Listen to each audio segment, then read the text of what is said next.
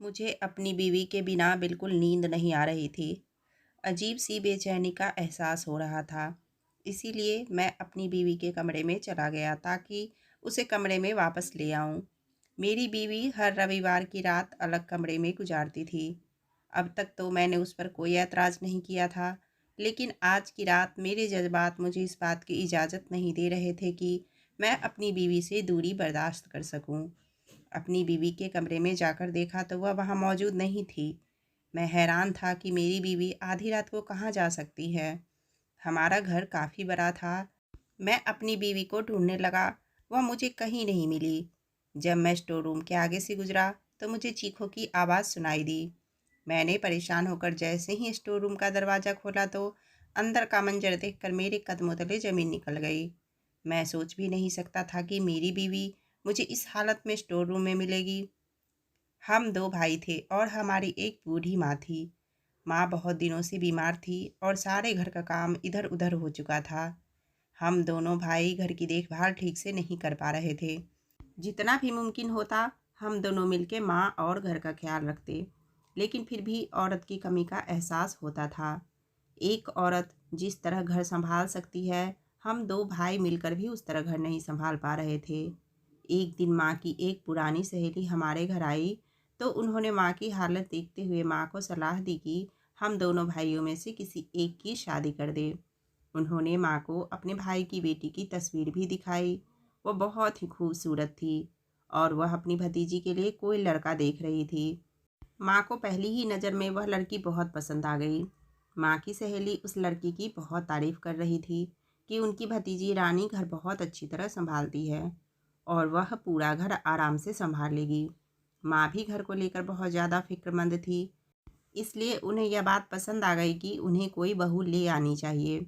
माँ ने मेरे बड़े भाई को रानी की तस्वीर दिखाकर कहा कि मैं तुम्हारी शादी इस लड़की से करवाना चाहती हूँ। तो भाई ने साफ मना कर दिया और उन्होंने कहा वह किसी गरीब लड़की से शादी करेंगे और वह शादी में कोई दहेज भी नहीं लेना चाहते थे, बल्कि सब कुछ अपनी तरफ से खर्च करना चाहते थे। इसलिए फ़िलहाल वह शादी करने के लिए राज़ी नहीं थे। मेरा भाई बहुत शरीफ इंसान था। माँ ने जब मुझे रानी की तस्वीर दिखाई तो वह मुझे पहली ही नज़र में पसंद आ गई। वो बिल्कुल वैसी ही थी जैसी लड़कियाँ मुझे पसंद थी। भाई की तरह मैं भी बहुत अच्छी नौकरी करता था, इसलिए माँ ने सोचा कि वह भाई की जगह मेरी शादी करवा देगी। रानी बहुत ही पढ़ी लिखी और अच्छे ख़ानदान से थी। उसके पिता का अपना कारोबार था। जब माँ रानी के घर रिश्ता लेकर गई तो उनको लगा कि रानी के घरवाले इस रिश्ते के लिए मना कर देंगे, लेकिन रानी के घरवालों ने मेरी माँ की बहुत इज्जत की और रिश्ता भी कबूल कर लिया। हमारे घर की ये पहली खुशी थी। पापा के मरने के बाद तो हमने खुशियाँ मनाना ही छोड़ दिया था। माँ भी अपनी बीमारी को भूलकर शादी की तैयारी में मगन हो गई थी। बेटे के सर पर सेहरा सजाने का अरमान उनकी आंखों में चमक रहा था। देखते ही देखते मेरी शादी का दिन आ गया और मैंने पहली बार रानी को अपनी दुल्हन के रूप में देखा। जब मैं कमरे में दाखिल हुआ तो उसका खूबसूरत चेहरा घूंघट से ढका हुआ था।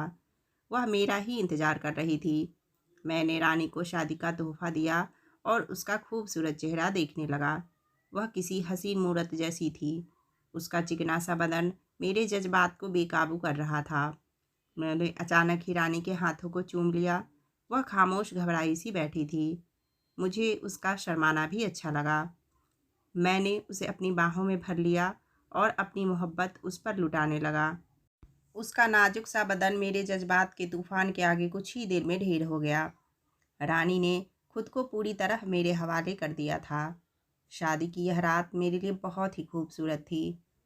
रानी के रूप में मुझे एक बेहतरीन जीवन साथी मिल गई थी। हम एक जिस्मानी संबंध कायम कर चुके थे। अगले दिन रानी अपने घर चली गई और मैं सारा दिन बेचैनी से उसकी वापसी का इंतज़ार करता रहा। मेरे बड़े भाई ने मेरी हालत देखी तो वह मेरा मजाक उड़ाने लगे। उनकी बात पर मैं शर्मिंदा हो गया तो वो कहने लगे कि अच्छी बात है, तुम्हें अपनी बीवी का इसी तरह ख्याल रखना चाहिए। रात को जब रानी लौटी तो मैं उसके साथ कमरे में आ गया और अपनी बेताबी का इजहार करने लगा। मेरी बात सुनकर वह मुस्कुरा उठी और मैंने फ़ौरन ही उसे अपनी बाहों में समेट लिया। रानी ने आते ही सारे घर की जिम्मेदारी उठा ली थी। वाकई में वह बहुत अच्छी थी। माँ तो रानी के काम-काज और उसकी ज़िम्मेदारी से इतनी खुश हुई थी कि उन्होंने सारे घर की ज़िम्मेदारी रानी के हवाले कर दी। भाई तो रानी के सामने भी आने से कतराते थे। वह उससे पर्दा करने की कोशिश करते और अपनी नज़रें झुकाए रहते। अपने सारे काम भी खुद ही किया करते थे। रानी से कोई काम नहीं कहते थे। रानी भी घर के माहौल से पूरी तरह वाकिफ़ हो गई थी और अब जाकर माँ को भी आराम और सुकून मिला था। रानी घर के कामों के साथ-साथ मुझे भी पूरा वक़्त देती थी। वह मुझे हर रात इस कदर मोहब्बत देती कि मैं उसका दीवाना हो जाता। हर गुज़रते दिन के साथ मेरा और रानी का रिश्ता मज़बूत होता चला गया। एक रात अचानक ही रानी ने अपना तकिया उठा लिया और कहने लगी कि आज रात वह अलग कमरे में सोएगी। मैं हैरान था कि रानी को अचानक क्या हो गया। मैंने उससे पूछा, ऐसा क्यों? क्या तुम मुझसे नाराज़ हो? तो वह कहने लगी कि नहीं, अब से वह हर रविवार की रात को अलग कमरे में ही सोया करेगी। रानी की बात सुनकर मैंने उससे पूछा, क्यों? आखिर तुम्हें ऐसी क्या तकलीफ़ हो गई है? मेरे लिए तो रानी के बगैर एक पल भी गुजारना मुमकिन नहीं था। और वह पूरी रात की बात कर रही थी। मेरा उतरा हुआ चेहरा देखकर रानी कहने लगी कि आप परेशान ना हो। दरअसल मैंने मन्नत मांगी थी कि अगर मेरा पति बहुत मोहब्बत करने वाला होगा तो मैं रविवार की रात अपने पति से अलग रहूँगी। और इसीलिए अब मैं अपनी मन्नत को पूरा करना चाहती हूँ, क्योंकि आप मुझसे बहुत मोहब्बत करते हैं और मेरी मन्नत कबूल हो गई है। मैंने कहा कि अगर यह तुम्हारी मन्नत है तो मुझे कोई एतराज़ नहीं है, लेकिन तुम्हारी गैर मौजूदगी मेरे लिए बर्दाश्त से बाहर है। मेरी बात सुनकर वह कहने लगी कि उसके लिए भी मेरी जुदाई बर्दाश्त करना कोई आसान बात नहीं है, लेकिन हम दोनों एक ही घर में हैं और मैं बस एक ही रात अलग गुजारा करूँगी। रानी तकिया लेकर कमरे से निकल गई। मैं बेड पर करवट बदलते रह गया। रानी की गैर मौजूदगी में मुझे एक पल के लिए भी नींद नहीं आई, लेकिन मैं यह सोचकर खामोश हो गया कि बस एक रात की ही तो बात है। उसने हर दिन मुझे बहुत प्यार किया था। मैं एक रात तो उसके बगैर अकेले गुजारा कर ही सकता हूँ। अगली सुबह जब रानी कमरे में आई तो मुझे उसका चेहरा कुछ उतरा हुआ सा लगा। मैंने उससे पूछा, क्या हुआ है? तो वह कहने लगी कि उसे अकेले कमरे में नींद नहीं आई। मैंने प्यार से उसे गले लगाया और कहा, अगर ऐसा ही है तो मुझे छोड़कर ना जाया करो। मेरी बात सुनकर रानी कहने लगी कि उसे हर हाल में अपनी मन्नत पूरी करनी है और कुछ ही वक्त में उसे मेरे बगैर रहने की आदत हो जाएगी। मैं रानी को तंग करने के लिए कहा, तुम बहुत जालिम हो, खुद पर भी जुल्म करती हो और मुझ पर भी। तुम कोई और मन्नत मांग सकती थी, लेकिन तुमने तो मुझे तरपाने के लिए ऐसी मन्नत मांगी है। रानी ने एक नज़र मुझे देखा और घर के कामों में मशरूफ़ हो गई। मैं माँ के पास जाकर बैठ गया तो वह रानी की बहुत ज़्यादा तारीफ़ कर रही थी। मुझे बहुत खुशी हो रही थी कि मेरी माँ को बाकी सास की तरह बहू से कोई तकलीफ़ नहीं थी। अब घर बहुत अच्छी तरह चल रहा था। सभी अपनी अपनी जगह पर बहुत खुश थे। रानी ने माँ की भी इतनी अच्छी देखभाल की थी कि माँ की सेहत भी बेहतर हो रही थी। किसी ने सच ही कहा है कि अच्छी बीवी घर को जन्नत बना देती है। वाकई रानी ने मेरा घर जन्नत बना दिया था। बस वह रविवार की रात मुझे तड़पता हुआ छोड़कर दूसरे कमरे में चली जाती। यही बात मुझे अच्छी नहीं लगने लगी थी। मैं अकेला बिस्तर पर लेटा रानी की गैर मौजूदगी को महसूस करता। मुझे उसके बाहों में सोने की आदत हो चुकी थी। जब तक मुझे नींद नहीं लग जाती, रानी मेरे बालों में अपनी अंगुलियों को फिराती रहती थी। अब मुझे उसके बगैर नींद भी नहीं आती थी। रानी ने मुझे अपना दीवाना बना दिया था। ऐसे ही एक रात रानी दूसरे कमरे में चली गई तो मुझे अकेले नींद ही नहीं आ रही थी। मैंने फैसला किया, अब मैं रानी को खुद से अलग नहीं रहने दूंगा। इस दूरी को मिटा दूंगा। यही सोचकर जब मैं रानी के कमरे में पहुंचा तो वह मुझे नहीं मिली। उसे ढूंढते हुए मुझे स्टोर रूम से चीखों की आवाज़ आई। मैं फ़ौरन स्टोर में घुस गया। मेरी बीवी मेरे भाई के साथ स्टोर रूम में मौजूद थी और वह बुरी तरह चीख रही थी, जबकि मेरा भाई उसके दोनों हाथों को पकड़े हुए उसको चुप करवाने की कोशिश कर रहा था। मैं जैसे ही अंदर दाखिल हुआ तो मेरे भाई ने मुझे कहा, यह तेरी बीवी यहाँ पर अपने यार के साथ छुपकर मुलाकात कर रही थी और जब मैं अंदर आया तो यह चीखने चिल्लाने लगी। इसका आशिक तो भाग निकला। जब मैंने उससे कहा कि मैं तुम्हारी सारी सच्चाई सबको बताऊंगा, तो यह उल्टा मुझ पर इल्ज़ाम लगाने लगी और कहने लगी कि वह सबसे कहेगी कि मैं उसकी इज्जत पर हमला करने वाला था। अपने भाई की यह बात सुनकर मेरा चेहरा गुस्से से लाल हो गया। मैंने आगे बढ़कर रानी के मुंह पर एक जोरदार थप्पड़ मार दिया। रानी, जो बहुत देर से कुछ कहना चाह रही थी, थप्पड़ खाकर सकते में आ गई। वह मुझसे कहने लगी कि आप एक बार मेरी बात तो सुन लीजिए। लेकिन मैंने खुद अपनी आंखों से देखा था कि रानी किस हालत में आधी रात को स्टोर रूम में खड़ी थी। वह कह रही थी कि वह यहाँ अपने किसी आशिक से मुलाकात करने नहीं आई थी, बल्कि मेरे भाई ने उसे बुलाया था। मैं अपने नेक भाई के खिलाफ उसके मुंह से ये बात सुनकर दंग रह गया। मैं रानी को बालों से पकड़कर घसीटता हुआ कमरे में ले आया।